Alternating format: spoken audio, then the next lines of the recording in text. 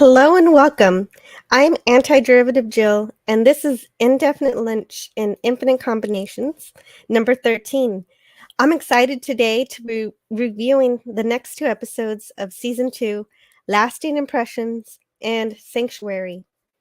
I'm joined here today with Pop Culture Curator, who he just makes the show even more fun to go through those episodes. And if you haven't resubscribed to his new channel, because he lost his old one, go ahead and do that. He's been doing some drive-throughs of some filming locations in LA, and lately he's started some live streams about character makeup design. Thank you, Jill. Hello, everybody. Good to see you. Yeah, how are you doing today? I am doing absolutely fantastic. Anytime I get a day off work, it feels great. Right, that's wonderful. And I'd like to say hello to Gorilla's Random Thoughts, who said he will be lurking the stream when it starts. And hello in the chat to RM Feliciano. And also to you too. And then there's Rabbit Slug Ouchies. Always great to see you here. And he's wondering, yes, this is a show. And he forgot about the Orville when Fox ended it. Well, okay. Well, Hulu now has the Orville, so that's why they've changed it to New Horizons. New Horizons, yes. And in a recent interview, Seth did say as much that it's going to feel like a reset. I don't know exactly what that means, but we'll see. Oh, interesting. 13 is a prime number. Yes, indeed. I think the 3-year gap kind of helps too. Yes. You were spotted, but you're not an animal. Okay, anyway, let's see here. Can I tease Jill without getting banned? We will find out. Checks watch on wrist. That isn't really there. It's 3 hairs past noon. Dang, Vulcans. Alrighty. Okay, so today we're going to review episodes of the Orville every week on Tuesday at noon Central Time. And the coolest part is that by the time we're done with the episodes, we will have the first episode of the Orville Season 3 on Hulu. And Season 4 has not been renewed, but Season 4 will happen if we give it our attention and support to Season 3. And so speaking of which, it turns out that if you're not subbed to Hulu just yet, there's a deal going on right now until Friday that will get you Hulu for $1 a month for 3 months. So that you can get through the summer of Orville Season 3. And so yeah, it's just $1 a month for 3 months. It's a pretty damn good deal. I'd say So if remember, you haven't subbed yet. Right, remember that, everybody. Your deadline is Friday. Mm-hmm. Yeah, that's right. And also encouraging is that the creators of Orville on Twitter, just noticing in general, they've been responding very positively to fans. And Hulu, in turn, has been responding positively to Orville in general. And I'm sure that they created this deal just for the Orville. So we will see if it helps. It's very likely, yes. The timing just seems too coincidental. Mm-hmm. Yes. And also, I have no affiliation with JP at Talking to Orville, but I'm a fan of his YouTube channel. And he has been doing some great edits of interviews that he's had with the cast.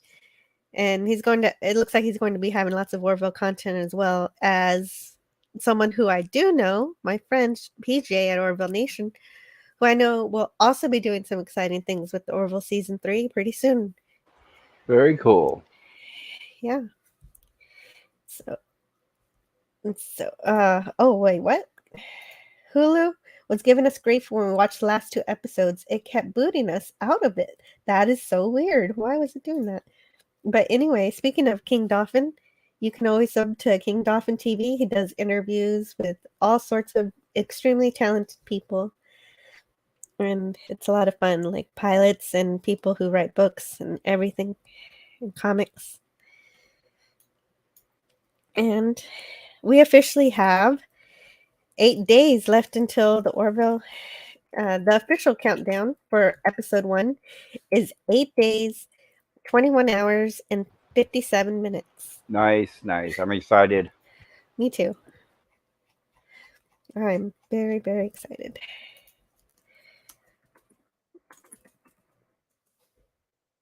And also in my reviews, I'll leave out a lot of the really great jokes unless they're important to the plot. So I really encourage you guys. I mean, at this point, you gotta be watching the episodes. If you haven't yet, you gotta binge them all pretty quick. Got a week, a little more than a week to do Yep. Get your homework out of the way, kids. it. And when we do get to season 3, I'm going to have a non-spoiler part of my review, and then a spoiler part in case people don't want to get spoiled, but still want to get some news and a non-spoiler review for the show. Okay, so I'm going to clarify. You're going to do a review and not a watch party, correct? Correct. I'm not. There will be Gotcha. other channels that will be doing watch parties. Gotcha. So I'm not going to be doing that. There'll be lots. I bet there will be plenty of choices as far as watch parties go. Oh yes, people will be clamoring to be the first one. Yes, of course. And in general, I think that's going to be great. So we're going to start today with the episode Lasting Impressions. But in order to do that, I've got to make this big. Sounds good. Yep. And then click off of this. Oh, yeah. I had put the link to Gorilla's channel here because he said he's going to be lurking. Planet of the Gorillas. Yeah. Very cool. Gorilla's Random Thoughts is what his real channel is, but I'll fix that later. Sorry, Gorilla. Okay. This episode, Lasting Impressions, first aired on March 21st, 2019. It was written by Seth MacFarlane and directed by Kelly Cronin. Her only other director's credit for this show is for New Dimensions, which happens to be my favorite episode from season 1. She also worked as a script supervisor for other season 1 episodes. Her history with Seth is that she was also a script supervisor and associate producer for A Million Ways to Die in the West. And I saw that because the second we get into these stills, we notice right away. Hold on, I don't have this easily accessible. Okay, here it is. The name Cronin rings a bell. I'm going to look it up. Okay. Yeah, you might notice something that I don't about her. But we first notice an assortment of items that are current to today being seen as artifacts. They've been recovered from this time capsule. And then we immediately notice that we have Tim Russ, who in this episode, he's playing Dr. Sherman. We, of course, know Tim Russ as the actor who played the Vulcan Tuvok on Star Trek Voyager. Yes. And it's always really great to see actors from Star Trek on this show. He shows up as other characters on DS9 and TNG too. And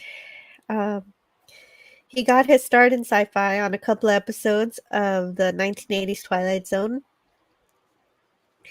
And of course, as a trooper in Spaceballs. And I had something for that right here. He was on Spaceballs, the Mel Brooks movie? Yes. I've been acting for 35 years. 135 credits on IMDb. I was in a long-running series. You might remember it. Star Trek. But all I'm known for is combing the desert and saying, we ain't found shit.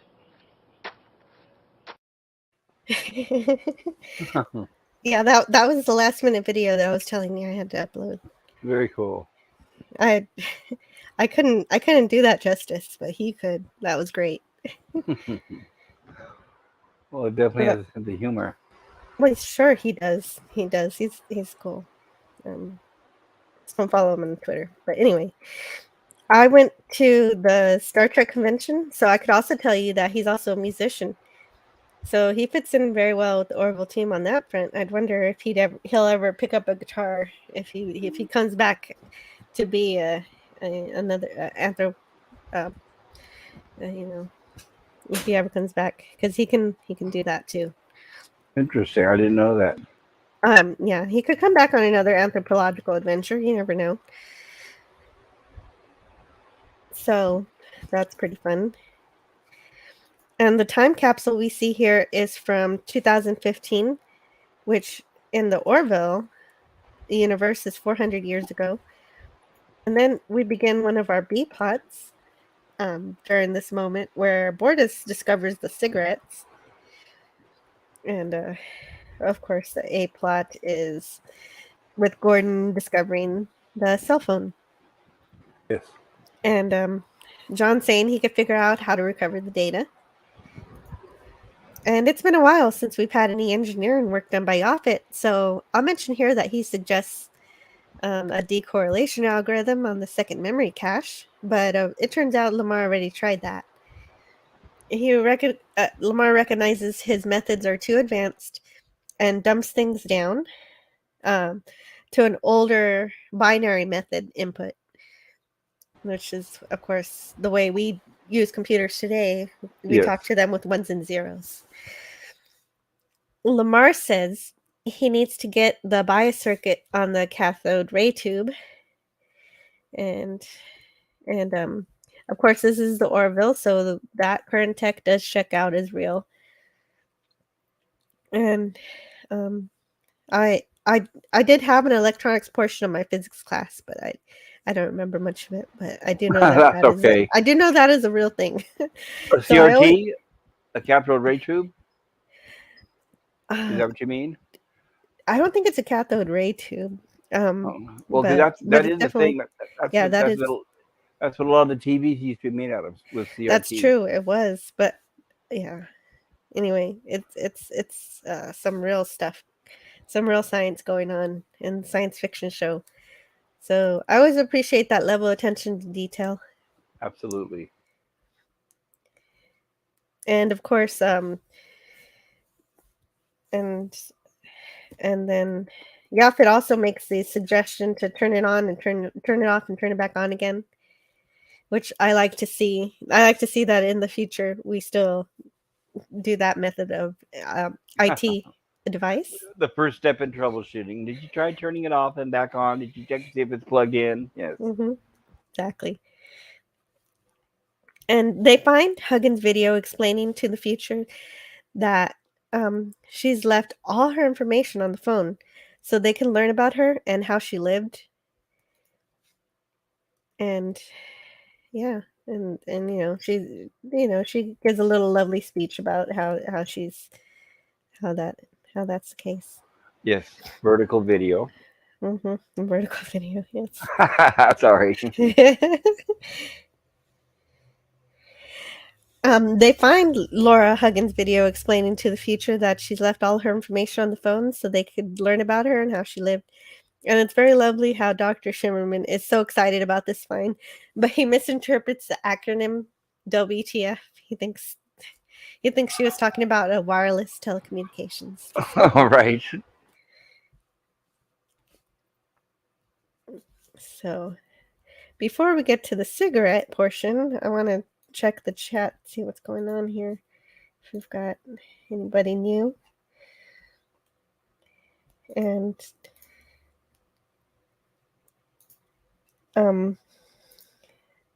I'll see these show eventually. Yeah, well, go watch it sometime. Eventually, within the next 8 days. Yes. And Rabbit Slagouches is done with school.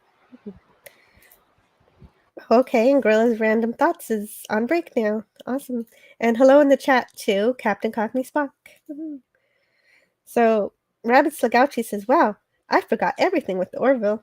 Well, it's been a while. You need to get caught up again. Homework. He notices the spam and Tuvok. Yes, we've got Tuvok here. And he was in Spaceballs, and I showed we found shit. and smoking is a thing. And yes, that's the last picture I just showed. And I'm still waiting on a real warp core. Well, this show uses a quantum drive, so you're not going to find warp core here. And we got vertical is annoying. Oh, it looks like I got someone who agrees with me. Yes. I agree when it's on YouTube, but the phone, that's fine. Well, If they know it's just most gonna be people on are the going to think phone. about that, right? Right. Okay. What's going on here? All right.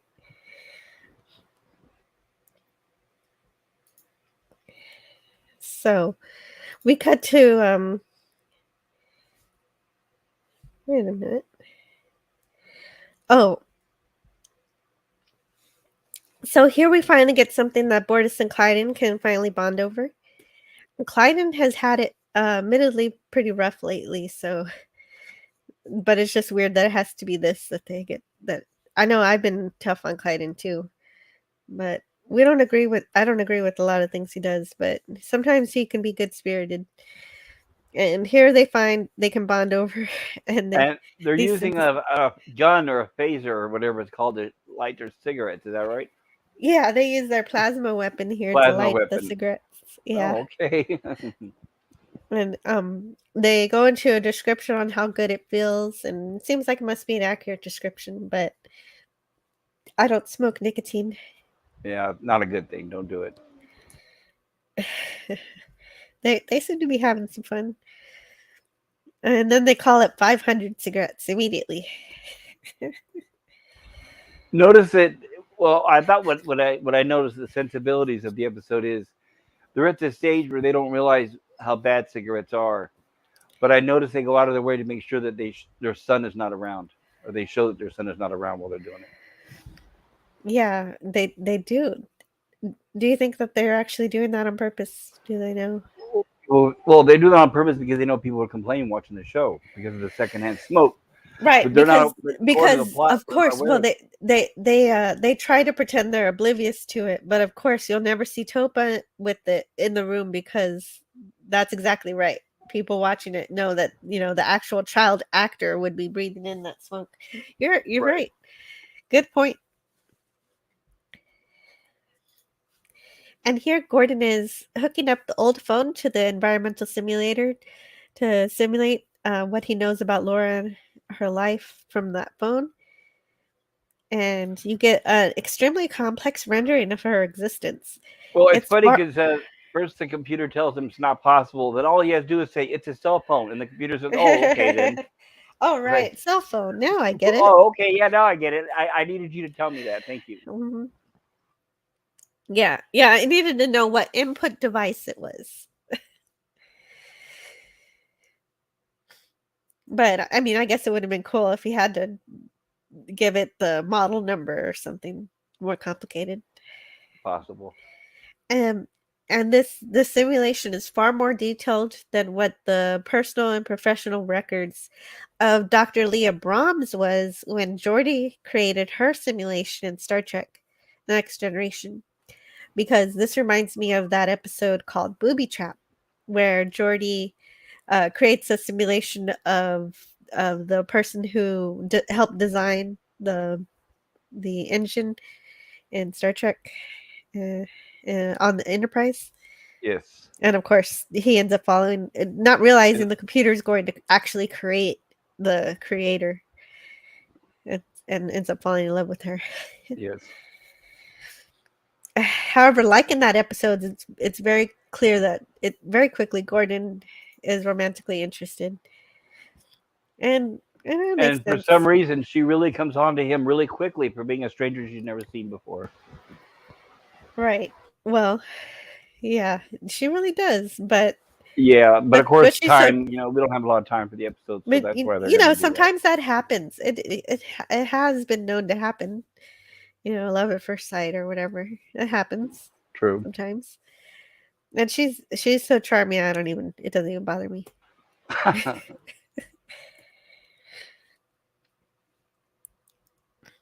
And so Can you go back to that talk and last talk. still?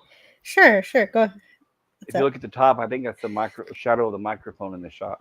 Oh, But okay, okay, nice catch. sorry. Go ahead, continue. That's okay. And of course, he talks to Lamar about it, and he tries to remind him, "Hey, this isn't real. Don't get too out of control with this." Or- really, Right, what you he have says an is alpha male and a beta male in this scene. really what he says is, "Are you on drugs?" Second time we've heard that reference, right? Last time was the doctor. uh-huh. Um, I don't really see how Gordon is beta here. He's just in love with the simulation. Well, let's just say that the women are in charge. I don't think that he seems to fail continuously with women, and they always seem to hold the upper hand. But I don't. That's just an opinion. That is an opinion. Yes, it is. Okay, I don't see it. So Kelly is alerted by Tala that Bortus is smoking on the bridge. So Kelly lets Bortus off work early, and we'll talk to him later. Meanwhile, Gordon meets with the Laura simulation again after this. Well, they just let him off early. They're just like, hey, you can go home or whatever. Get away from the bridge. Right. I guess instead of telling him he can't smoke, they just relieve him early. Oh, right. Also, I have this. Well, where is it?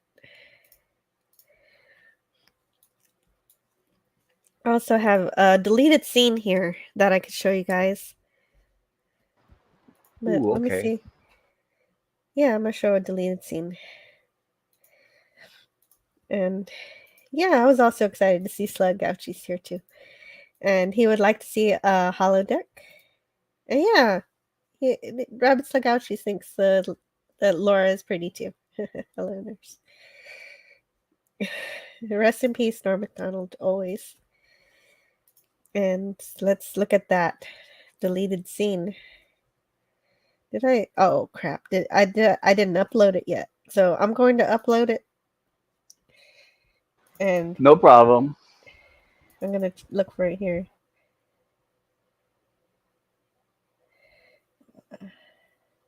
Crap. Actually, last impressions wiki. I'll just play it from here since I didn't download it. I have it. Okay. That's where I found it. So I had to put it right in here. And it's down here at the bottom. Okay. This is a deleted scene that we don't see.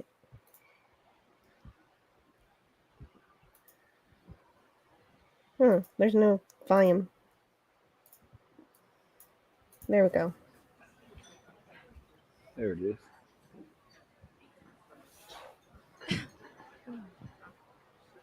People are complaining about the Toby's birthday is approaching. I believe he is ready for his first latchcomb. I would agree. Perhaps we can select a pattern for him this evening once he is asleep. That is an excellent idea. Hey, guys. Lieutenant, how may I assist you? Well, we're getting a lot of complaints from a lot of people about the smoke. Complaints? Yeah, it's kind of bothering everyone. I am confused.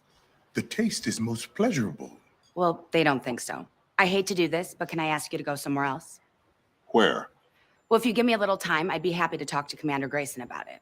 But for the moment, you'll have to just go to your quarters. Bortus, this is outrageous. I agree.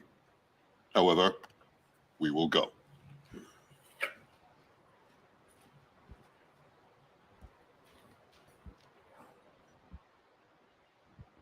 Interesting. Maybe a little too on the nose.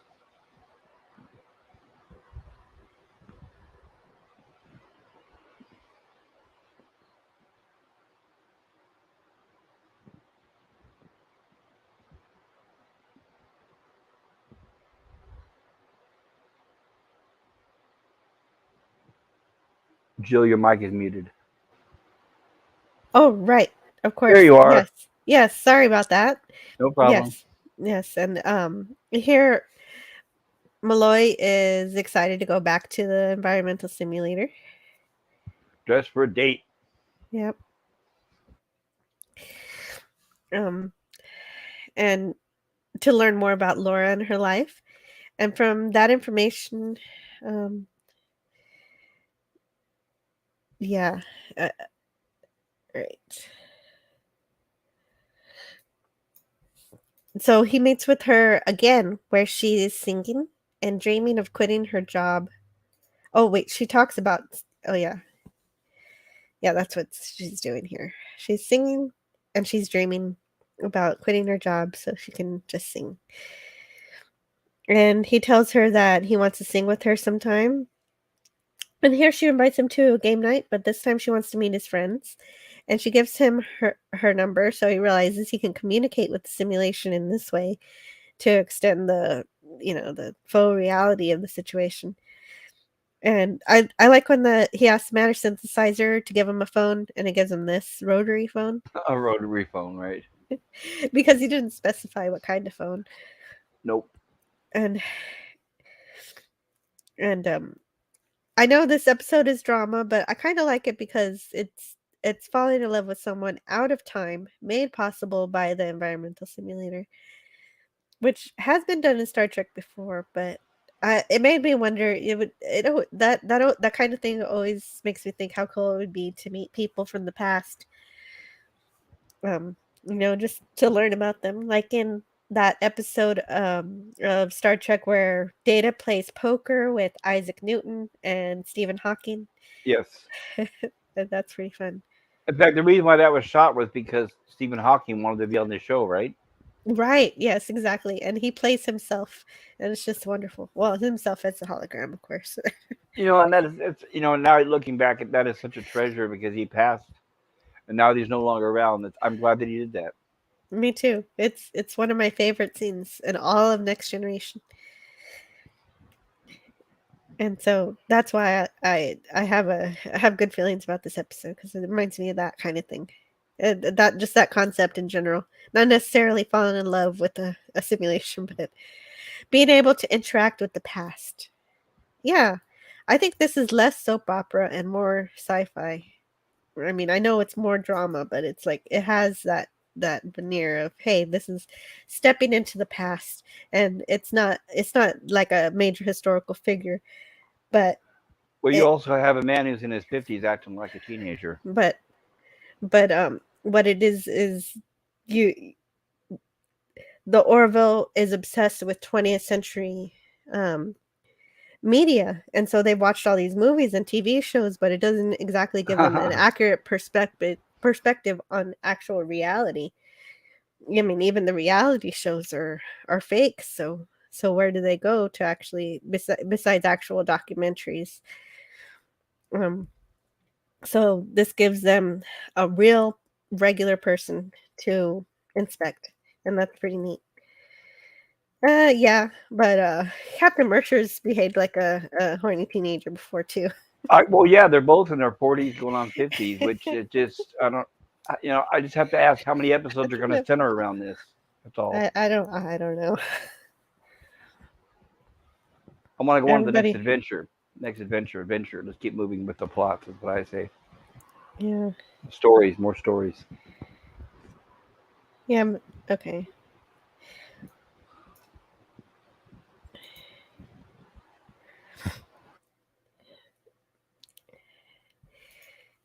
And Boris and Clyden are finally confronted about their smoking habit, and Dr. Finn finds out that Mocklins are extraordinarily predicated to getting addicted to nicotine.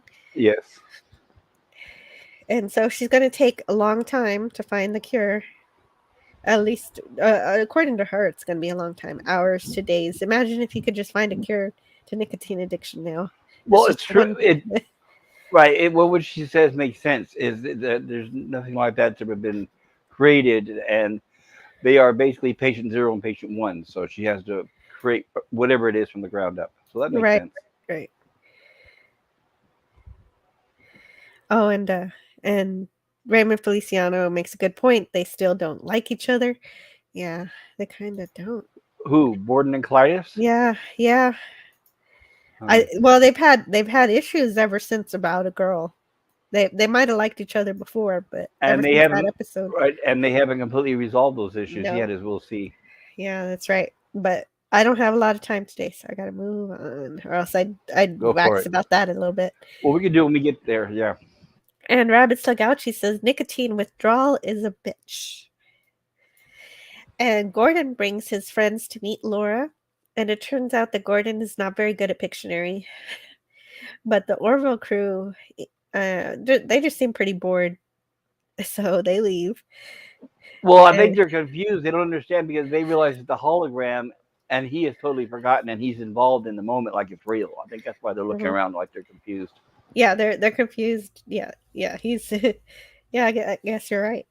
He's fully immersed in this world that Laura's phone has created.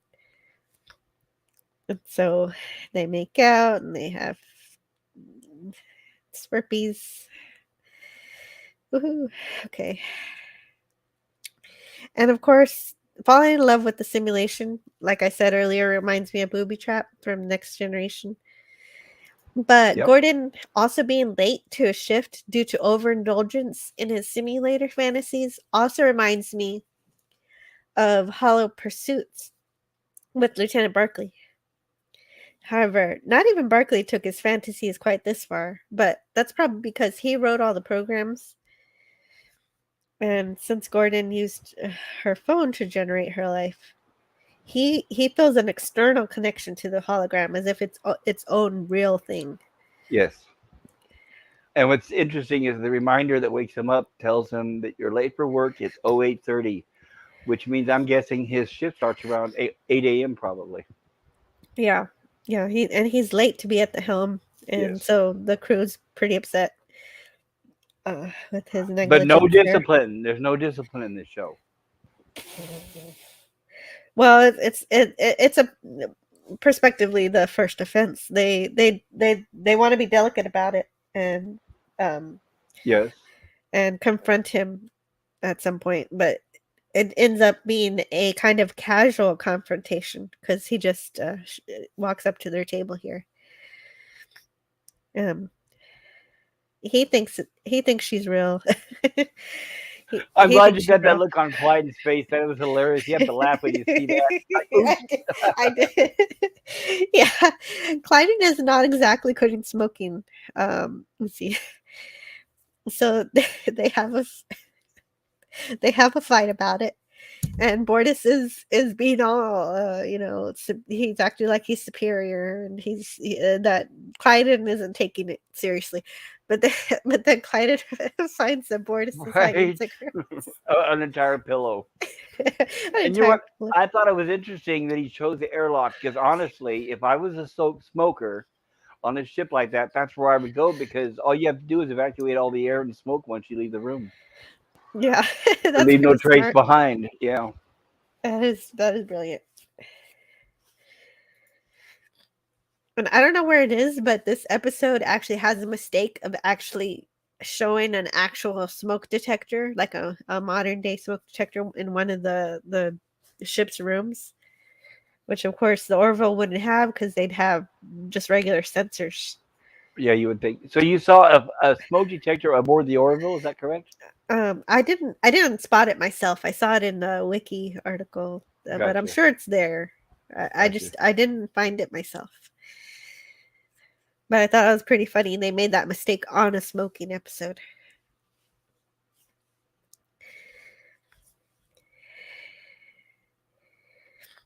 And this time when Gordon enters the simulation, he finds Laura with her ex-boyfriend, Greg. And of course, that means they're breaking up. Whatever relationship all Gordon the men thinks he had. all the men collectively watching this go, oh yeah, I've been there before. Oh shit. Yeah. Sorry about that. That sucks. Yeah, I would be like, no need to say anything. I'll leave. See you later. Sorry to get in the way. Bye. Yep. You don't need to say anything. He confides with John, who tries to say he understands, but he really doesn't because it's never happened to him. Nope. Of course not. He's an alpha male. She wa- she wants him to. Okay. Okay. Right. Okay. So then Gordon, John says, you know, you can't control things that happen in your life, and John's like, wait a minute, I can control things, and so he deletes Greg, and he finds her, and she's in love with him again, and wants him to fly her somewhere. But then he realizes that she's nothing like she was before. She's obsessed with this sales job. She's forgotten her dreams. She doesn't, you know, she's just not herself anymore. And I have a he, question. If he deleted, now this is like a program in the yeah, holodeck hologram, whatever they call it. And if he deleted a section, normally it would just be a bug in the program, or it wouldn't run correctly, or there'd be a hole or something. But her life evolved without this other guy while the program was not, the simulation was not even running.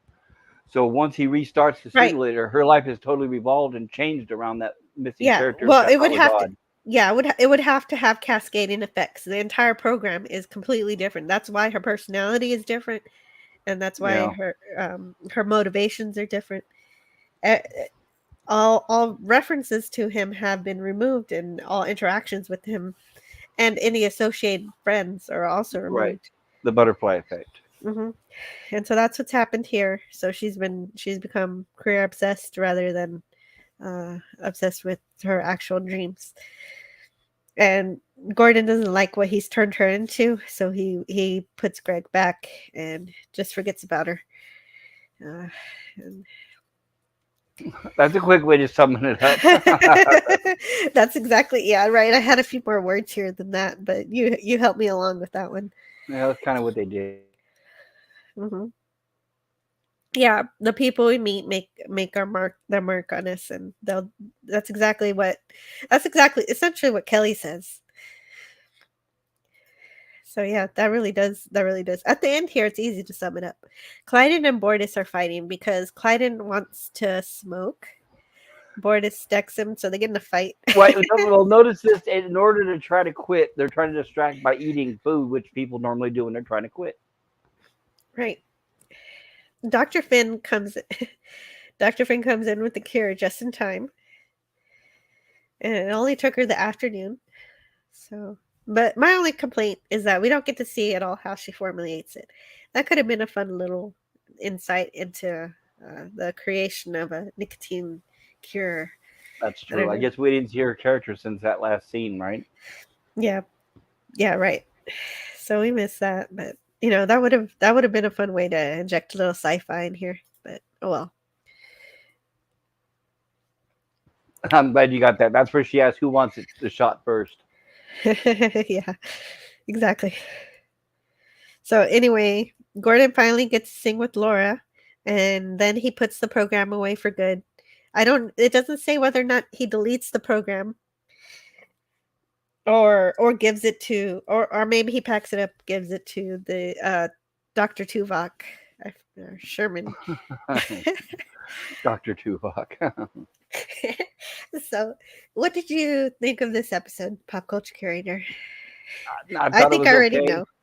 Well, I thought it was okay, but I'm really getting over the episodes that are revolving around 50-year-old men trying to find romance and being dominated by women. It just, I think the show should be led by a strong male character. I didn't exactly see it as a domination, more as her being extremely dishonest with her feelings. Well, not necessarily her with him, but Mercer with Kelly. Kelly dominates him. He wants to get back with her. He showed her many times, but she's basically the one saying no. I don't know. It just seems like the show has a lot of strong women, but mostly weak men. It just seems to me like Lamar and Bortus are the only strong male characters, but I don't know. That's just an opinion.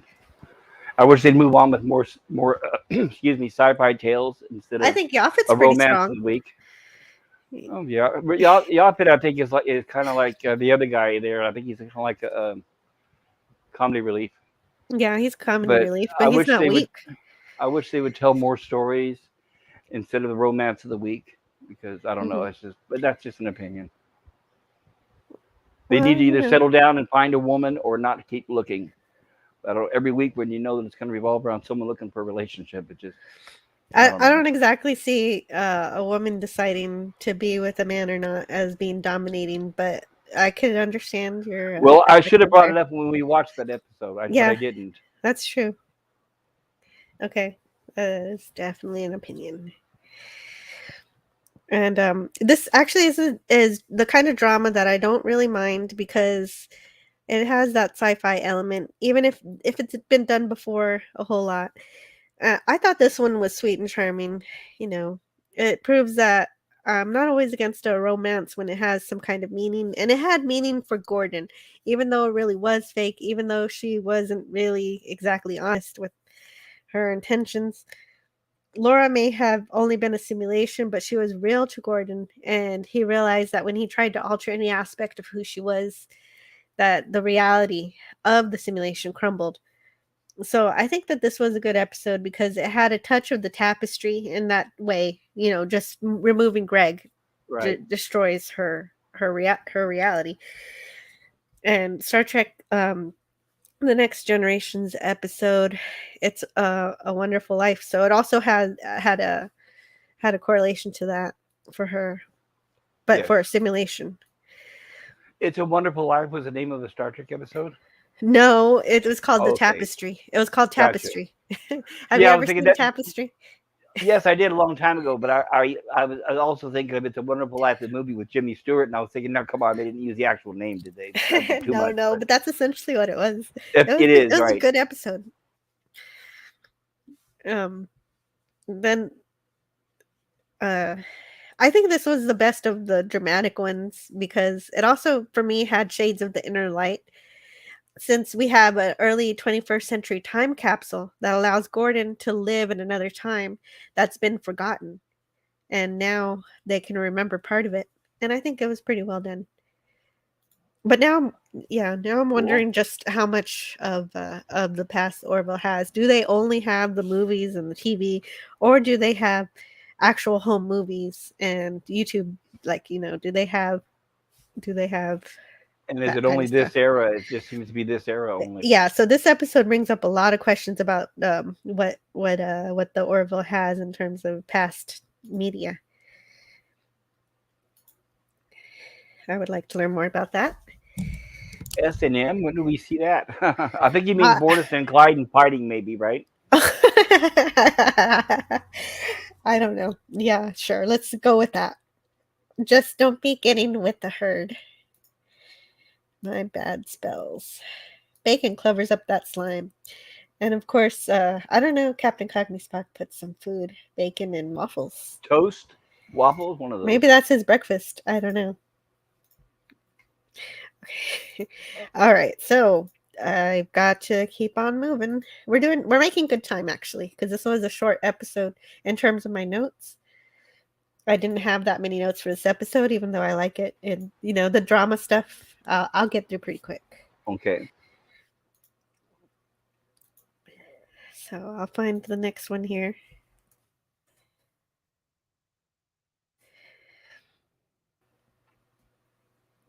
I don't know. I think it's fine. You're doing great. Thanks. I'm having fun at least. That's what it's all about. Rabbit Slugouchies could bake some bacon, but Bake some bacon. he says he's just too lazy. I feel lazy. I've been cooking my bacon in a microwave. Well, yeah, that's why I have a stove in the kitchen. I sit there and I watch the thing I'm cooking. And listen. That's how I started listening to live streams. It's like I'm bored sitting here doing stuff. I'm gonna listen to something. Yeah, makes sense. While I work. And so this episode is called Sanctuary. This episode was first aired on April 11th, 2019. It was written by Joe Manowski and directed by Jonathan Frakes. And there's a reason why that first name is so familiar. Joe Manowski is a more Star Trek DNA for the Orville. He has written many episodes of Star Trek, Deep Space Nine, Voyager, and The Next Generation. including the famous episode Darmok. It's really great to hear that he was in the writer's room for season 2. But I'm very disappointed to also find out that he left the show before the start of season 3 because Oh. I know, because he's a powerhouse of a writer. Not all his episodes were great. Some of them were great. Some of them were good. Some of them were not so good.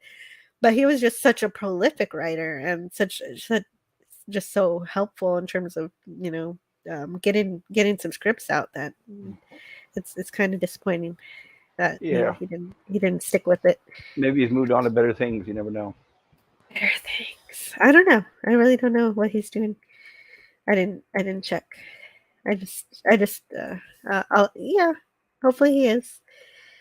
I think I saw that he's working with Ronald D. Moore, so that makes sense with the man of Earth or whatever he's doing. I forget what it's called. So I'm not sure though. Maybe I should find out. But he's a great writer, or at least a very consistent writer.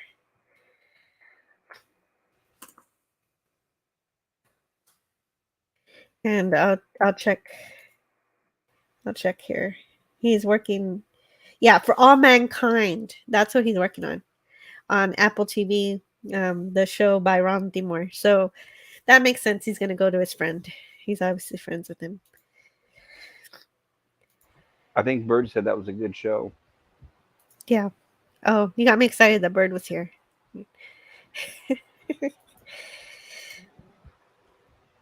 Okay. So let's get this off the screen and move it to this one.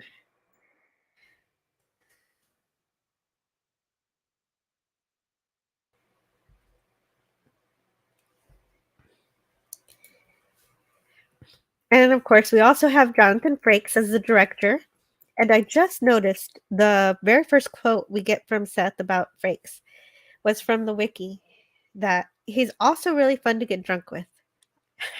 I don't really know the story behind that quote, but it's kind of funny to me because at the Star Trek convention, Frakes was the most he was always the one to go off script because they all kind of rehearsed what they were saying and just was kind of boring. But sometimes they're just used to repeating the same thing over and over too. Yeah, that's what it felt like. Like they were just they felt like they were reading the script even though they weren't. But he would go off it. He would shake things up. And he'd just do whatever he wanted. Good. Like the time he got up from the panel and decided to sit at the drum set. I don't know if he was drunk because everybody at the 50th anniversary Star Trek convention was drinking that Romulan ale. But anyway, we also know that he played William T. Riker, who was inspired by the creation of the character William Decker from Phase 2, whom they brought to the screen in Star Trek The Motion Picture. And which, by the way, I just saw Sunday night at the theater. Oh yes. And the director's edition is just so magnificent that if you haven't seen it yet, you still have a chance to go see it tomorrow, which is why I bring it up. If anybody out there wants to go see it. Yeah, on the big screen. Yeah, go check out Fathom Events, put in your zip code, and see if you want.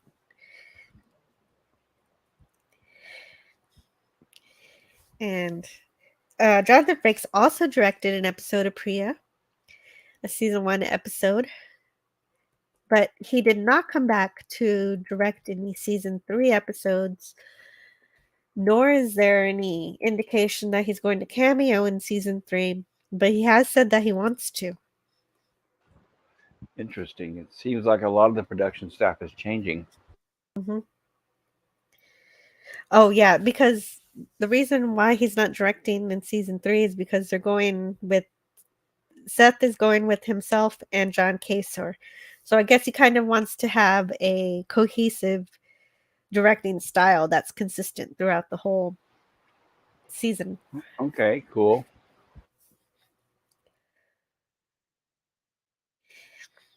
And this episode begins with the announcement of an upgrade to weapons done by Mocklin engineers. And they end up doing a great job, providing 30% power upgrade to the plasma cannons and 20% increase to torpedo capacity. All happens off screen. Yes, all happening off screen. We just know the result. Right, it's like cut to the next scene and they're all done. Okay. But we do get to see a Mocklin star base or space station. Space station.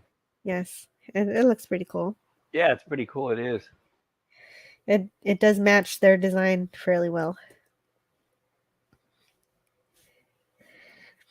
And Engineer Torin is going to be a transport on the Orville. That's why they complain about being a taxi cab.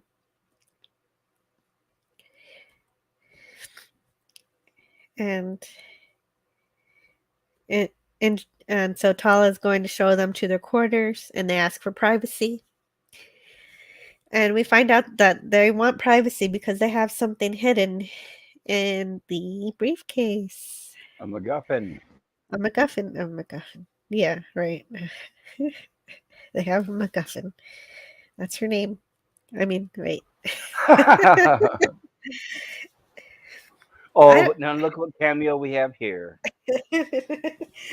I had completely forgotten that Marina Sirtis played any role in the Orville. I had forgotten too. I remember when I first saw this a couple years ago, I was like, "Oh yeah," and then I'd completely forgotten until I watched it again, and it's like, "Oh yeah." At least she didn't have a bad accent, I guess. Yeah, she of course we know her as Deanna Troi from Star Trek: The Next Generation, and the associated movies and cameos and other Trek shows. Here, Marina plays a school teacher who has to admonish Topa for shoving a little girl to the ground because he tried to take away her blocks. And apparently, Clyden is teaching Topa that he doesn't have to share with females. So the teacher has to intervene and tell the parents about it. Topa explains that women are inferior, females are inferior. I guess that's what Clyden is teaching them. Yeah. And of course, Clyden, is, as always, is following the Mocklin tradition perfectly, as he stated. In this case, he's doing it in case Topa wants to go back to their planet. But Bortus, also, as always, he's allowed himself to grow and change due to the experience he's had with the Orville. Yes, I have a question for you. In this scene, Topa refers to Clyden as Pop, P-O-P. What does he refer to Bortus as? Also Papa. They're both okay, Papa. Gotcha.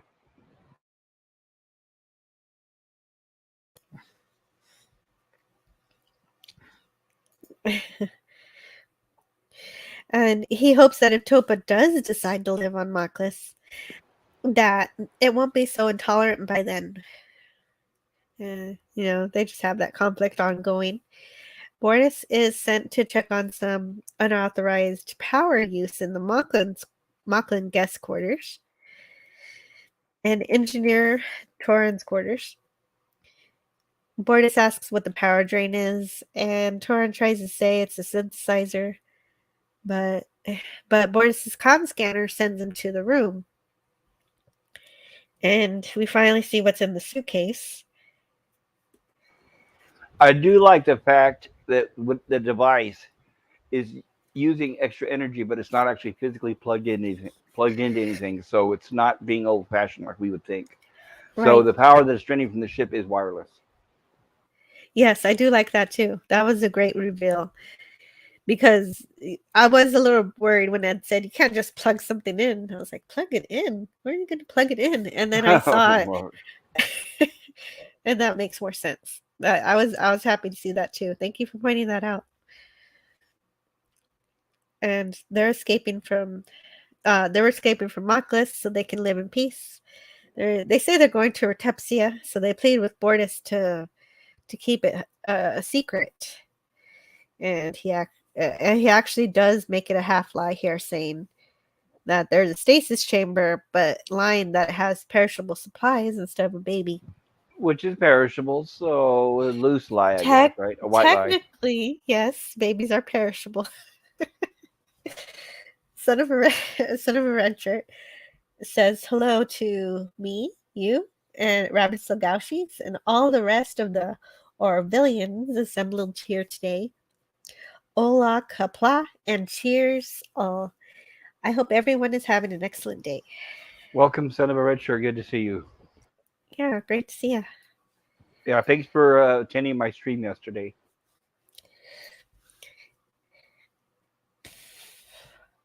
It's a wee babe.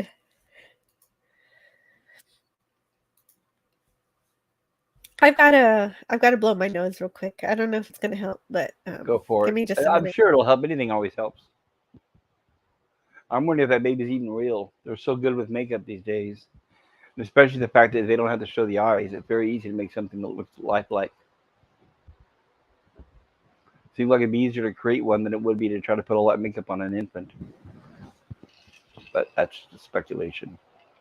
That is speculation. It could be true, but Star Trek has a storied history of gluing things to babies. And monkeys and other animals. Yeah. Isaac. So Isaac. I need to find Isaac. There's the baby. And Bortus decides he needs to teach his son more directly. So he takes him out of school and shows him the smuggled baby. Topa learns that female Mocklins exist.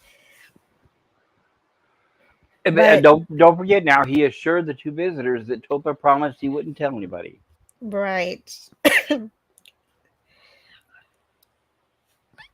So, of course, that's exactly what he does. Right, that's the first thing he does. That's the first thing he does. Right. He's like, I'm sorry, Papa. I didn't mean to do it. I know what that means when they say I didn't mean to. They just mean they're sorry they made you mad, not that they didn't mean to. Right. They have a good point that Bortus didn't know whether or not these people were actually the parents. Dr. Finn could have done a DNA scan. So, feeling thus responsible, they feel like they need to intercept the Mocklin vessel to make sure the baby's okay. It seems to me, at a minimum, like I kind of touched on earlier, there's no discipline. It would have been nice, at least, if Ed would have told him, you're confined to quarters for now, at least until we find out what's going on. There's just got to be a little bit more. I mean, this is, like I said, it's more like the Love Boat instead of the military, I guess. But I don't know. And they treat everyone around them like more like friends than they do like military. It just. And yet, still, they do recognize more chain of command than current day Star Trek does, though. Oh yes. Oh yes. So there's that. At least they could be better. You're right. They should have put Bortus in his quarters because what is he going to do next? You know. Well, but they just need to show that there's consequences. You know, instead of everybody always getting away Sure. with it because everybody's friends. Yeah, I agree. Just a little bit. And Captain Cockney Spock says hello to Son of a Red Shirt too. And Son of a Red Shirt says, thanks, Pop. Your stream was a lot of fun and very informative. I had a great time. Thank you. I hope you can make it for. I have another one today, a live stream of Ray Bradbury Theater, and then next week I'll be doing another one on makeup. Each week I'll center on a different artist.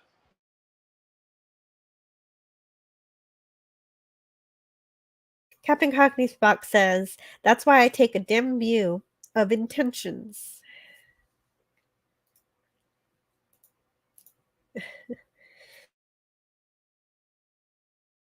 All night long.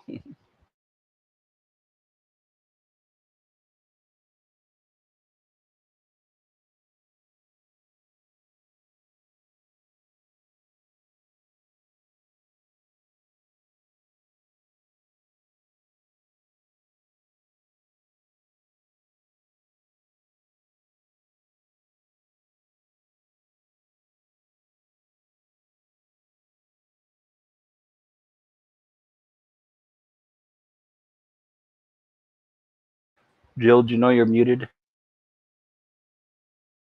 No, I did not. There you go. That's better. So Isaac finds the ship looking for masked ion signatures and finds that they're not going to Artepsia, but a Class 6 absorption nebula 12 light years away. And inside, they find a K-type star system. And when they get on the planet, they find that it has thousands of Moclan women on it. And there was just some fun shots of the Orville coming through the nebula and the Now, planet. I'm guessing since they're all women, that means they cannot reproduce, right? Yes, that is the assumption, that they cannot reproduce. The only way the Okay. population is growing is by trafficking the babies, the female babies from the Moclan homeworld. Gotcha. Yeah, because the males reproduce on this planet. According to everything that we're assuming about the biology, I don't know for sure that the females are infertile, but I think it's pretty safe to say that it is an anomaly. That But seems to be what they imply, yeah. but it is a far more frequent anomaly than the Maklis wants to admit. Yes. It's shame for them, I guess. It's something they just don't want to discuss and they hide. Yeah. And so, of course, that, I have more pictures here than I have what to say. So in this case, there's just some cool shots. And the Moclan shuttle, I mean the the Orville shuttle. Does the shuttle have a name? No, they're just numbered. They're Okay. numbered. I don't know what number this one was. I don't know. That's okay. And I don't think they have names. Anyway, of course, I like the so you have me looking at the makeup now that I didn't really notice before. So they do have differences between the male and female Yes. makeup designs. And you can tell the actors apart. They're distinguishable from each other, which I like too. There's detail. Yep. Yes, because the artists are allowed a little bit of freedom to change things up a bit. And yeah, there they are doing that. And Captain Spock says, "I'm all about the results. If you can't close, leave." Okay. And Rabbit's like, ouchie, says, "Am I supposed to go somewhere?" Okay, so there they are. They're in the village. Doop-a-doo, doop-a-doo, doop-a-doo.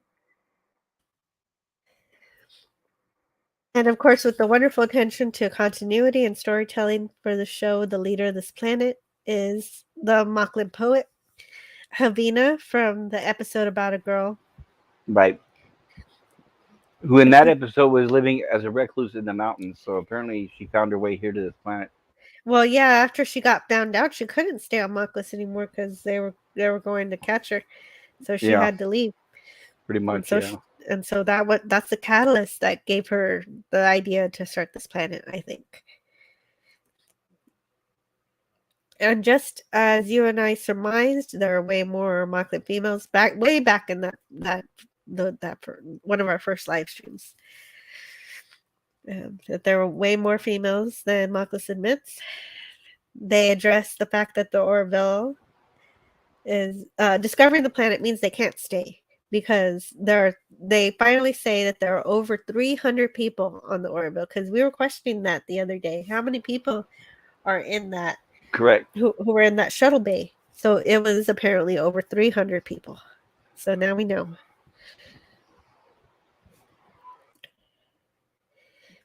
And so instead of evacuating everyone to find a new world to hide in, Captain Mercer suggests that he submit an application for them to become an independent state with the Union.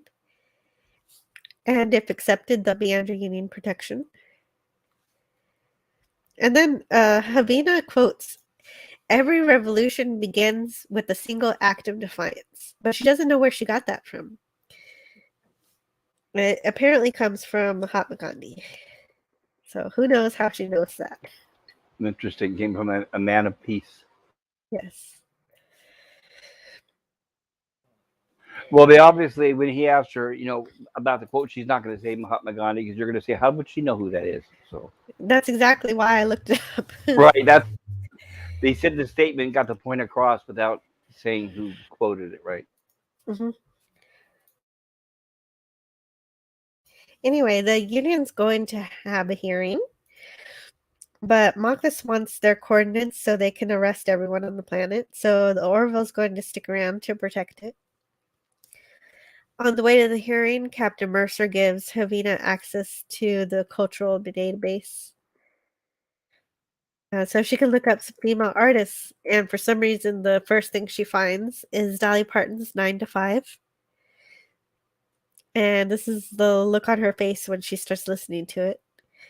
Which is And basically a song about female empowerment. yes, it is.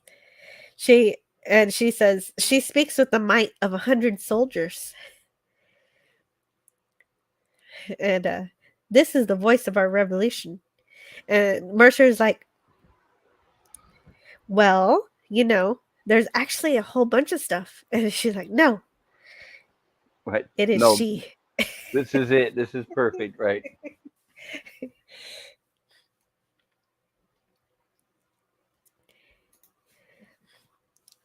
She, of course, she makes an impassioned speech, including those lyrics and how she and the other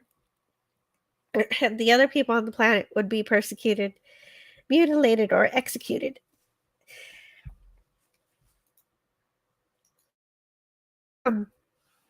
If taken back to Mockus, she attempts to relate to them by reminding them of the injustices that the other cultures may have fixed in the past. And it is really well done, but also really well done are all these alien designs. So there's lots and lots of work that they did here. Yes, we definitely get some variety here. And I'm at the end And of that's a big my... name actor. That's F. Murray Abraham. He usually does theatrical things. I thought Wow, it was really? nice to see him. Yeah, it was nice to see him on this. Cool. Well, I'm at the end of my slides, so I got to grab my next one.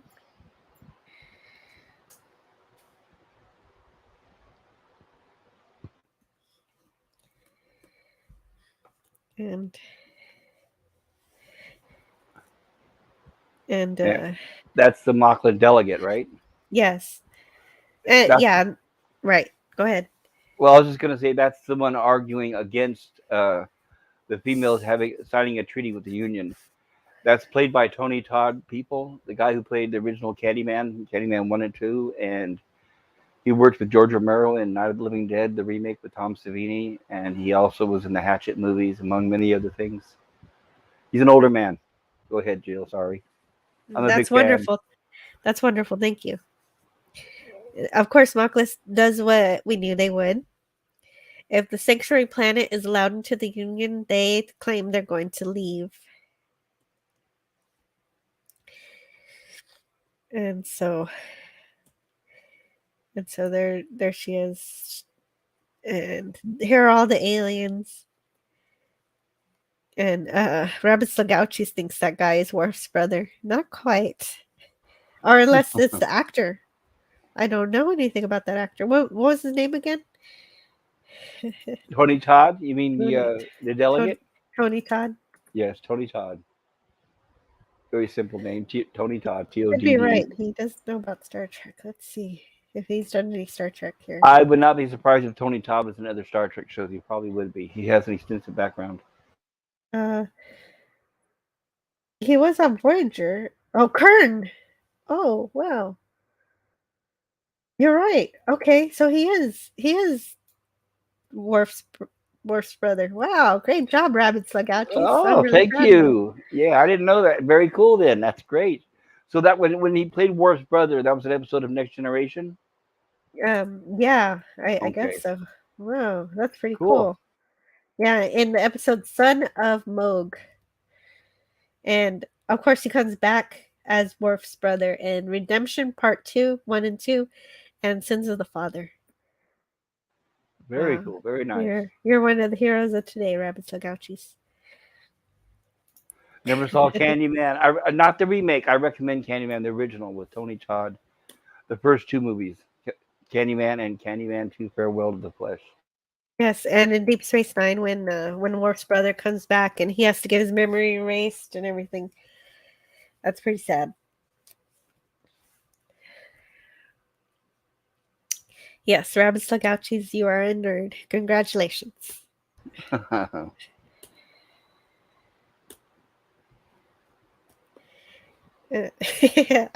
Every time I see this species, they make me laugh.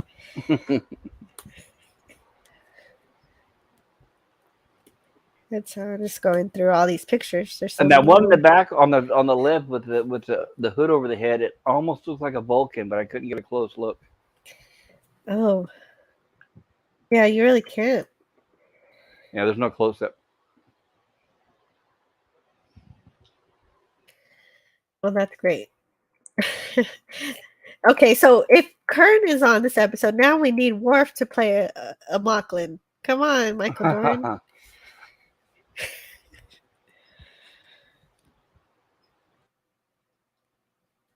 I guess Michael Doran's going to be busy with Picard season 3, unfortunately, right? No. Yeah, sorry about that. I shouldn't have said anything. I'm going to pretend you didn't say that and continue. A Mocklin ship arrives at the sanctuary planet to wait for the council's verdict. And the Mocklin delegation claims that the planet is putting theirs at a security risk and reminds everyone that the Union gets their weapons from them.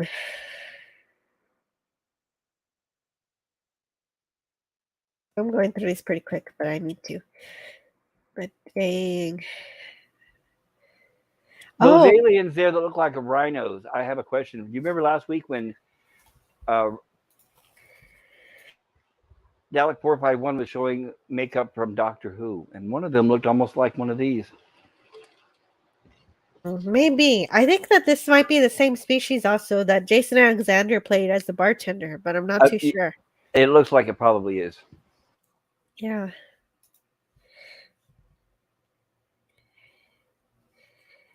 And yeah, this is where he's saying the security risk thing. And again, we don't really. This is the closest we get of them. I don't see any ears. Nope, I you're mean, right. I And the see ears, eyebrows, but no eyebrows. no pointy. No Yeah. pointy, right? So it's kind of cool to get all these admirals in a room, though.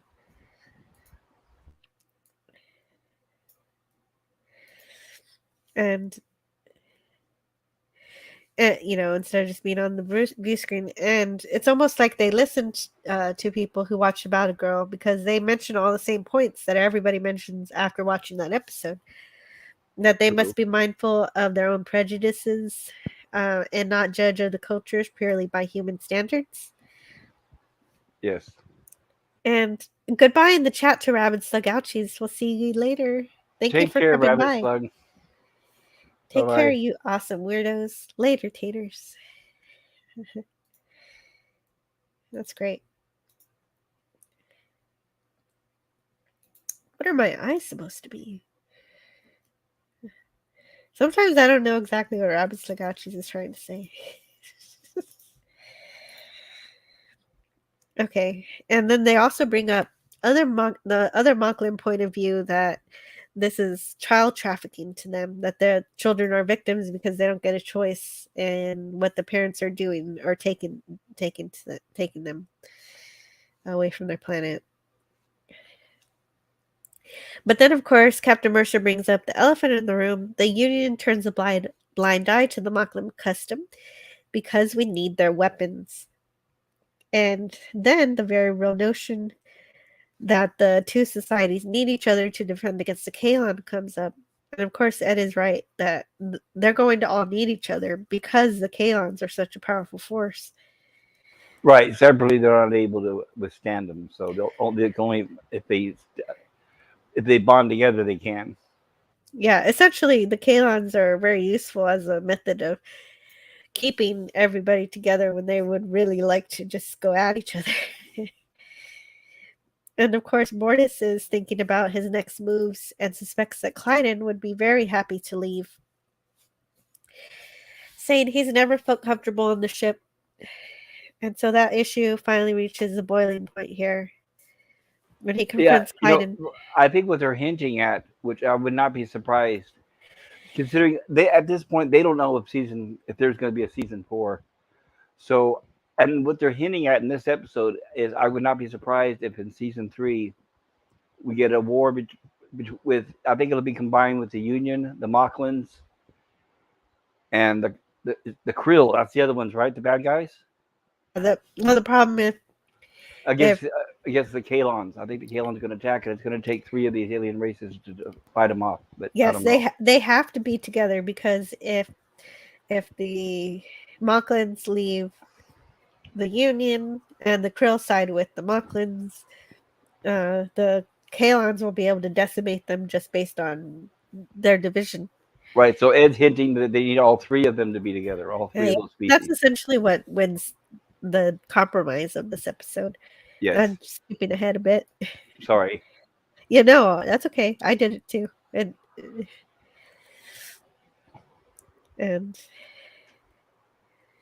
I know you're saying they don't have consequences, but at least they do recognize the chain of command a bit here.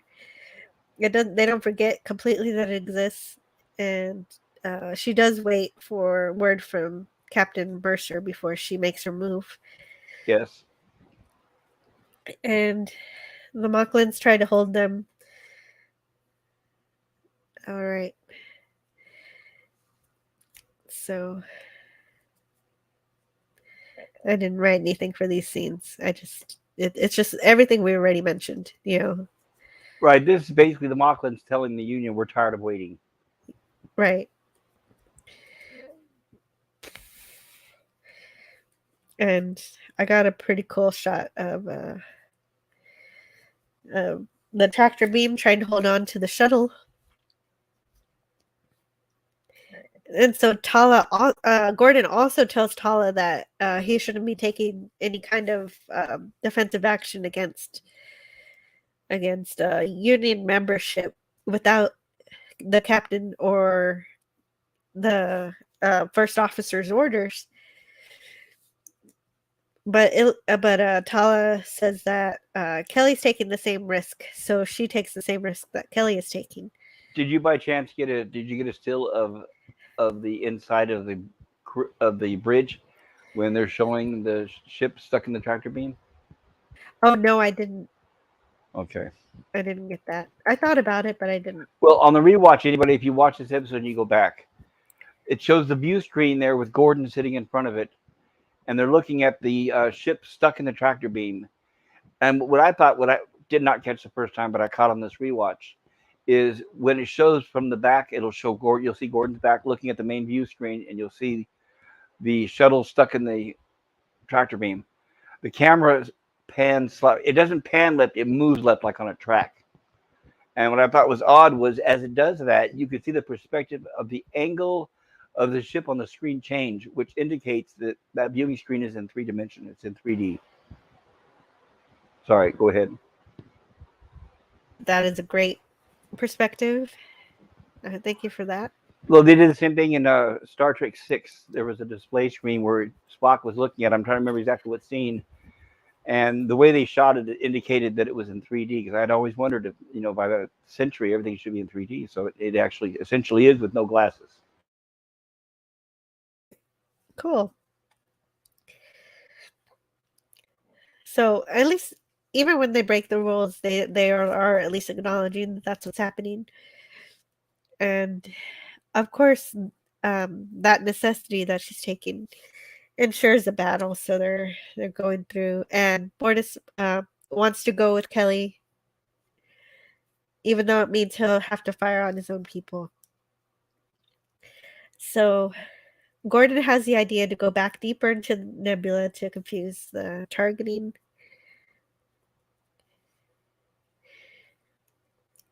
So so there's a bunch of fighting. Pew pew. Bing, Yeah, bing. it's great because Smash, smash. Kelly and Bortus don't move. They stand in one spot and they don't get hit, but they're knocking on all these people.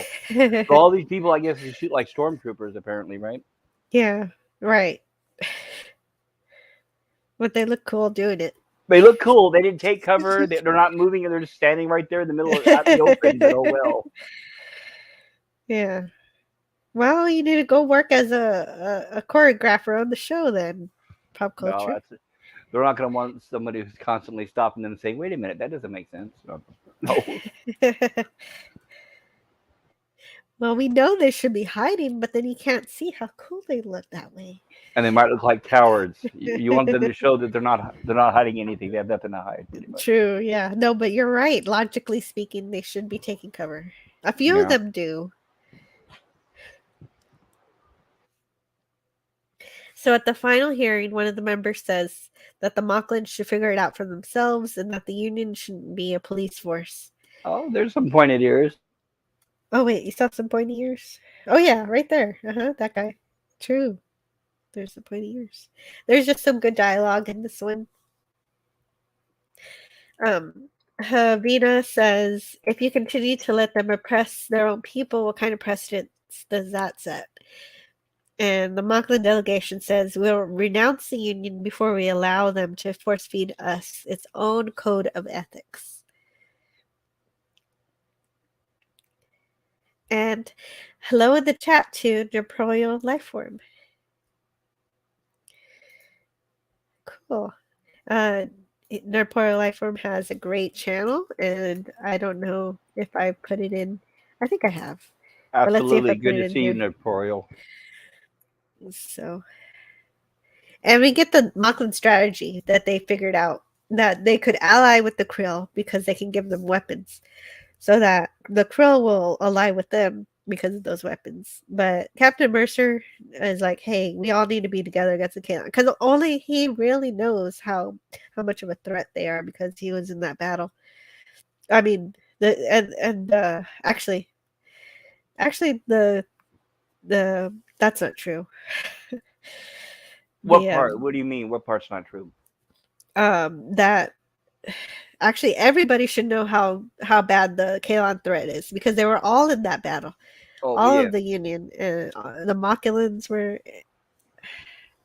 The Krill were in that battle. Were the Mockulans in the battle? I don't think they were. I don't think exactly the Mocklins have been involved yet. right. The Mocklans have not seen the danger of that. Right, that's what I was saying. That's why I think they're going to find out in season 3. I think they're going to be introduced. That yes, they have to. They have to see what kind of dangers the Kalons are before they get behind. Before they're able to get behind the threat. Which is the reason why this episode ended the way it did. Right. That makes leading sense. into that one. Mm-hmm. Okay. Wow. Okay, I just had that thought. I didn't even think about it before. And of course, it's not exactly the victory they want. They get some kind of compromise where the Mocklins aren't going to kidnap, or they're not going to put the sanctuary planet in prison, and the sanctuary planet is no longer going to traffic babies, bring female babies, new ones, to their planet, which is bad news for those females. But well, yeah, but I guarantee you that we'll get back to them. I'm sure in season 3. I don't think they're going to leave them hanging. Yeah, I think that's the reason why they left it open, for a reason. I think so too. And this was a good episode. It leaves me with a lot of questions. It makes me want more. It makes me want to learn more. So, they can't. So, but they're hopeful. And we see, even though they can't save anymore, they're hopeful about it, and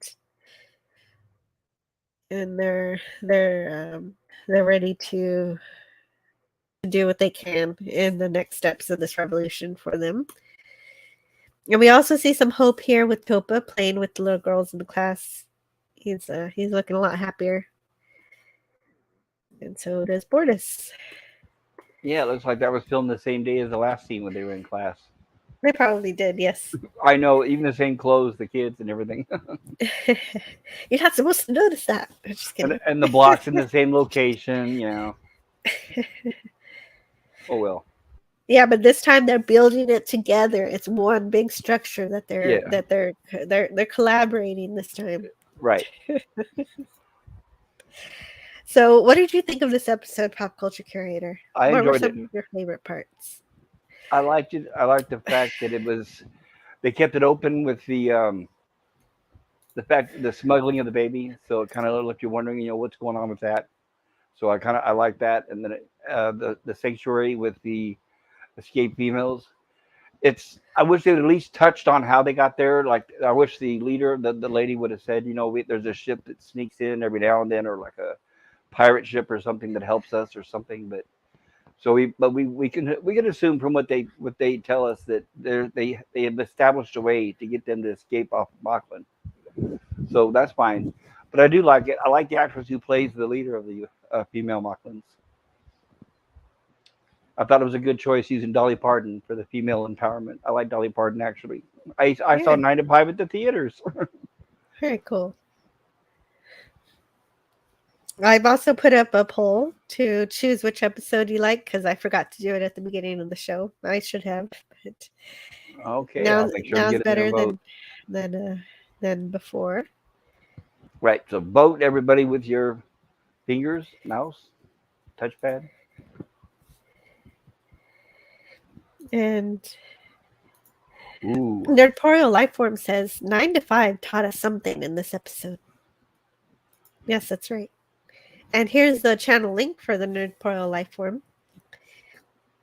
Looks like On Nerdporial YouTube. is going to be covering the Orville watch party. Oh, and Nerdporial. Okay, great. The more Orville content, the better. I love to hear that. Can't wait to cover Orville New Horizons next week. Me too. We're going to be having our Tuesday show as normal. So the Tuesday following the new episode. So 2 weeks from today. Yeah, at this time. So we're going to have one more. We're going to have one more review next week. We're going to have one more review next week of season 2. We're going to finish it up with tomorrow and tomorrow and tomorrow, and The Road Not Taken. One of these days, I want your extensive thoughts on the Star Trek: The Motion Picture when you get time. Yes, I will. I will work on that. I've got some stuff to do, but yeah, I'll let you know. It doesn't have to be too detailed. I don't mean to spend a lot of time on it, but yeah, just with your opinion, just opinions. Okay.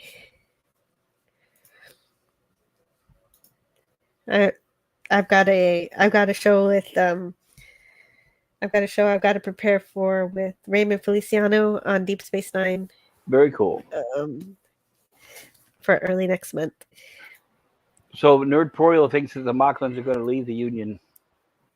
That is okay. That is a good idea to wonder about that. It would be a good point in season 3 if they leave the Union and then they have to end up calling back for help if they get attacked by the Kalons, right? Yeah. Yes. Wow. Okay. You're spoiling season 3. I think. I don't know. We don't know. That's a good prediction. And he also got Nerdporial Lifeform got some Star Trek movie vibes from this episode. And he loved this episode. Fleshes out the Union quite a bit. Yes. 9 to 5 in theaters. I believe dinosaurs roamed the earth then. No, I'm even older than dinosaurs. Sorry. Captain Cockney Spock says Dolly, the cloned sheep, was named after Dolly Parton. Fun facts. Huh. Interesting. I wonder why. Cool.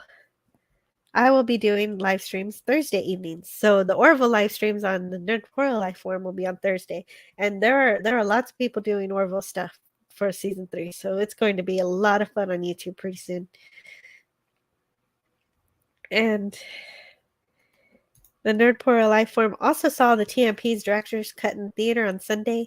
Nice. Magical experience. I just have one question for you, Jill, and Nerdporial. How did the audience react during the sequence with the flyby of the Enterprise with Kirk and Scotty? Because I know it's kind of long. A lot of people complain. How did the audience react? Well, we were just watching it. There was no noise. We were just listening. Well, the reason why I was asking is Robert Meyer Burnett said that when he saw it in the theater, that when the shuttle docked with the Enterprise, the audience applauded and stood up in ovation. But I guess you probably didn't get quite that experience, right? No, because there was like 8 people in the entire theater. Gotcha. So the excitement comes when there's like 100 people in theater. Well, especially when he hangs around the Hollywood people who a lot of them are involved. So yeah, it makes sense. Yeah. Michael and Denise Akuta were in the audience, so that tells you. Okay, yeah, definitely Denise. Okay, he went to a fancy screening. he it was fascinating. I envy the man. Yeah, I know that. That's why my voice went like that. Right. He said he saw the original screening with like most of the same crowd there when years ago, and the fact that he went back to this and it was the same people, he's very lucky. Very cool. Yeah, he is very lucky that he got to do that. And Son of a Red Shirt says, "What's the good word? What's the good word, nerd to nerd pro life form?" The bird is the word, of course. And Son of a Red Shirt says, "I haven't seen either of these episodes. Which one am I supposed to vote for?" Well, the last impressions was the time capsule where Gordon falls in love with a woman from the cell phone. It sounds silly when I explain it. And then Sanctuary is the one where they find out the female Mocklins have created their own sanctuary planet, and my cat is attacking me for some reason. and they have to save the planet, or they have to decide whether or not the planet can continue, and they came to a compromise. This is a good episode. Oh, Captain Cockney Smock says that the sheep the sheep was called Dolly because the clone cells came from breast tissues. Oh, okay, that makes sense. So then the Nerd Poro Lifeform says, "There was me, my buddy, and like 2 other people in the whole theater." Oh, that's a shame. That's why I'm telling some people about it today. That's why I tell them, you got one more chance tomorrow to go see it. What documentary did you see a documentary, Jill? I missed it. I loved how they showed a documentary before, and they showed the overture. The documentary, I wonder if it's like ILIC. a little bit behind the scenes, maybe of the remake or something of the effects. Yes, I think that's what it was. Okay. ILIC's theme is pure magic. Yes, it is. Senator Richard says, "If your nipples don't get hard enough to cut glass watching that extended spaceship porn money shot of the Enterprise and TMP, then you are no Trekkie. No Trekkie indeed." I never get tired of that episode. I could watch that movie 1,000 times, or that scene, and I would never fast forward to that scene. I love it so much. Mm-hmm. Yeah, because you're basically on that shuttle ride with Scotty and Captain Kirk. Well, yeah, and it was our first. I still remember sitting in the theater in 1979 with my best friend, and it was like our first close-up shot of the Enterprise, where you could actually even see in the windows. I'll never forget the experience. Yeah, spoiled people like me who have had big TV screens my whole life don't understand the immensity of going from a small, truncated TV screen to a massive theater screen like that. Well, not only that, but most of my life growing up as a kid, it was a black and white TV. So I was watching Star Trek in black and white most of the time. Well, that too. Wow, that's also a good point. I didn't even think of that. Yeah, we didn't get color until almost late 70s. And Nerdporo Lifeform says, "What do you guys think of the Roddenberry project that Mike Okuda's is doing?" I do not know about it. I'm not familiar with it either. The Roddenberry Archives. I don't know, but anything to do with Gene Roddenberry and his stuff being shared sounds good. And less with Rod Roddenberry. I'm not a fan of Rod Roddenberry at all, what he's done to the legacy. No, he's not been a good shepherd, but however, he is sort of realizing that the Orville is doing what his dad always wanted. So there's this podcast that he produces called The Mission Log that talks about new Trek and stuff, and it's drivel, but they're also doing Orville. They're also doing Orville reviews too. So it's very telling to me. It says something to me that Rod Roddenberry is getting into the Orville. Well, I can't forgive him for Discovery or Picard. As if acknowledging that the Orville is the true successor to his father's legacy. But you're right. Yeah, I don't like that he's He's just rolling over for A what sellout. isn't Star He's a Trek. sellout, right? It is disappointing, but I don't discount that he could redeem himself someday somehow, but I don't know how. Anyway, Son of a Red Shirt says, Jill, I'm going to tell you what. I tell Jedi Bill 797. Damn it, Bill. Feed your cat. I did feed my cat. Oh, but the door is closed. She can't get to the food. The Nord Portal says Roddenberry Archives have recreated the Enterprise Bridge from the cage. Nice. They hired a lookalike actress to play Human Colt. Oh, cool. I Is this think a I made. YouTube channel? Where do we find this? I don't know. Nerd Portal. I think I made a video called The Orville, the true heir apparent to Star Trek. I agree with that statement. Well, I haven't been watching Strange New Worlds myself because I won't, but from some of the reviews I've been listening to, people are starting to say that it's copying the Orville. Copying the Orville, it's copying Star Trek. At least it's finally copying Star Trek, which is for the past 5 years, New Trek has been copying every other sci-fi franchise except Star Trek. Well, it's been copying its own episodes many times over.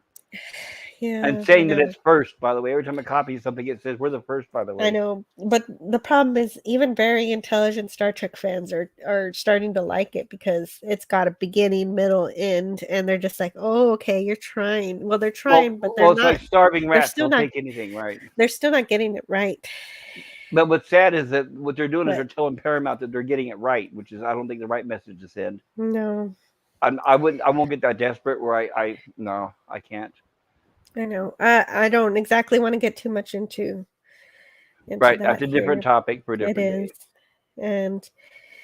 And Captain Cockney Smock says TV. In Poland, we had a black and white tiny porthole that played poorly recorded speeches by Joe Stalin on the loop. I think you may mean portable.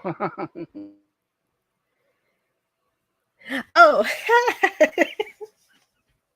I don't know. I was picturing them like on a ship or something, and there's a porthole. Right, and it's got a view screen out there showing Star Trek. Okay, so in Poland, we had a black and white tiny portable that played poorly recorded speeches. Okay, there you go. We used to dream of an actual television. And Nerd Portal says, I'll send you the link. And cool. Oh yeah. Yeah, sure. Why not? I think I trust you. Let's do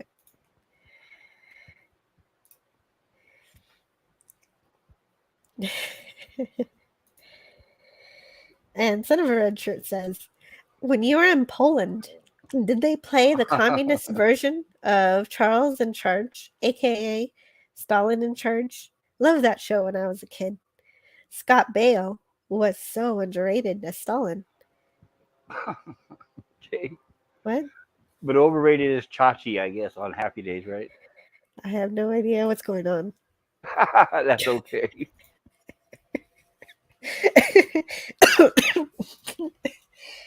Captain Cockney Spock says porthole. No, he definitely, he said it's a porthole. So he was watching out of a porthole. Captain, were you living on a boat? I mean, where's this porthole? Okay. Son of a Red Shirt says, I read somewhere once that Rod Roddenberry hated Star Trek so much he never saw a single episode of any of the series until after his father had passed away. Right, when the trucks were backing up with the cash. How much you want to bet he hated Star Trek? Because I bet you from his point of view, he thought, well, my dad's never around. He's always busy on Star Trek, and I never see him. Yeah, the only time he really got to, he had to practically be on the set to get time with his dad. Right, so that actually must have been kind of tough. But so it wasn't until those trucks, he heard that beep, beep, beep in front of his house. Oh, okay, I'll watch Star Trek now, just so I can get. Actually, what I'll do, I'll read the synopsis of each episode. Yeah, and that's because I was feeling good things from him at the 50th convention because he was saying all the right things.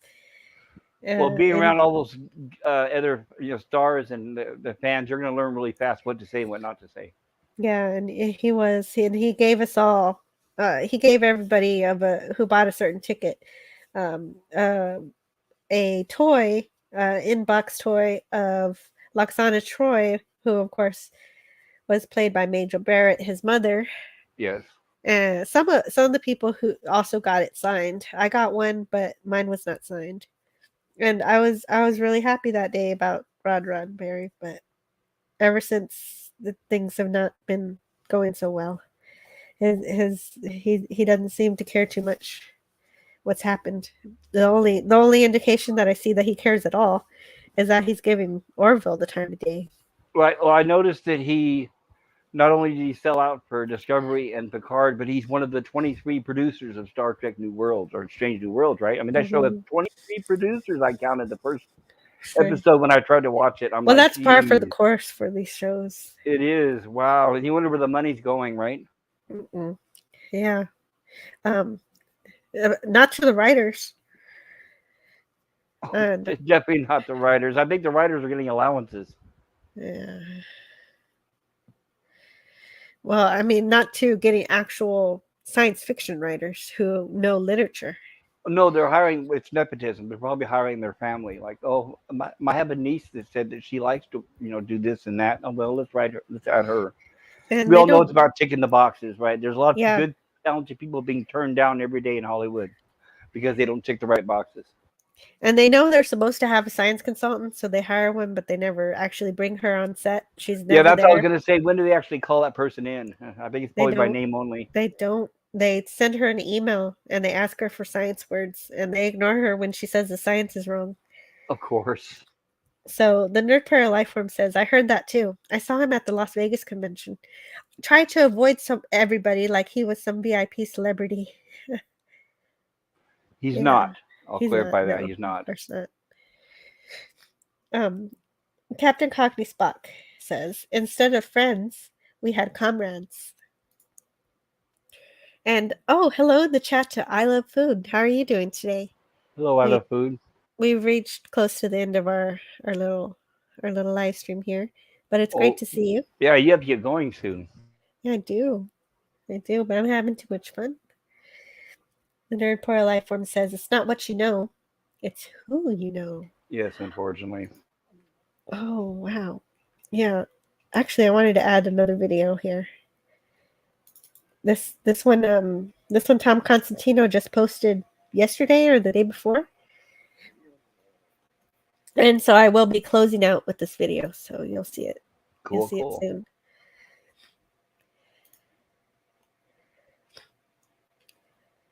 By the way, everybody, if you're enjoying the stream, please click the like button, subscribe, and click the bell notification for more alerts. Yes, thank you. Like and subscribe, please. Hello there. I think we agree on something. I love food. Or how you look nowadays, too. So true, yes.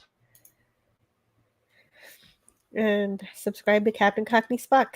I made a bit link for him because he doesn't know how to add his name at the end of his YouTube.